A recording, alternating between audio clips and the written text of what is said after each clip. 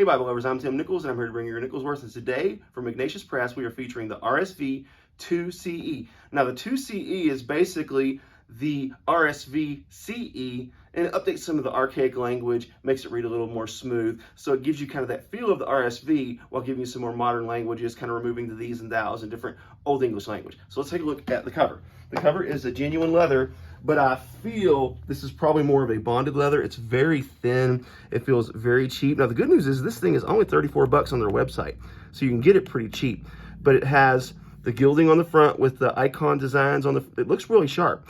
I'm not a big fan of like the burgundy-ish kind of brownish color, but you know what, for what it is, it's very nice. The spine is kind of off.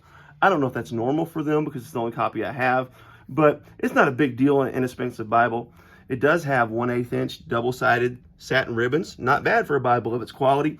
One thing that really shines with this Bible is the gilding. Check that out. There's no waves.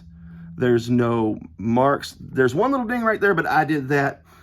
But otherwise, this thing is perfect. I wish all publishers would send their Bibles to Catholic companies to get them gilded, because Ignatius Press, Ignatius Press, all of them do an amazing job with their gilding. So now let's take a look at the liner, which is kind of a rice paper kind of thing. Super interesting. See, now as you get into the text block, it's a 9-point font, double column. There is no margin space at all. It has a few textual footnotes, and then it has your title kind of on starting a new page. I do like that they don't cram the pages together. When a book ends, they leave that space, start it on the next one. When you get into the New Testament, of course, you have your extended canonical books, known by Protestants as the Apocrypha, known by Catholics as the Deuterocanon. And as you get into the New Testament, it is a black letter text. And one thing I want to point out is the color of this text block. It kind of has a creamy look. I'm going to show you like a white paper here and see the difference between the two. This has a really creamy kind of a look, almost like what your note-taker Bibles would look like.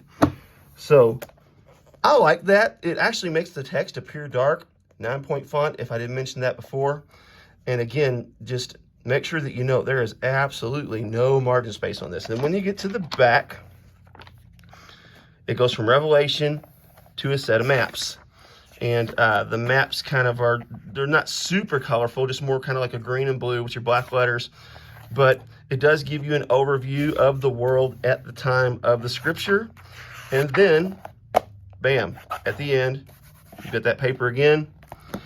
And I love this. I love that they take the ISBN number and stamp it on there with like a sticker versus actually stamping it on the cover. I can't stand it when publishers do that, because then you have that on the cover permanently. So for the price, this is excellent. It's a really good opportunity to dive into a new translation. I've not read all of the RSV. I've read the Apocrypha mostly in the RSV, but I've not read the main body of the text, or as Catholics call it, the Deuterocanonical books. But I really look forward to digging into this and getting to know it a little better. I like it. This would be a really good rebind candidate, especially since this gilding is beautiful. Just no waves, no marks, no nothing. Pretty awesome. So there you have it. Keep calm. Jesus on. This is your Nichols Worth.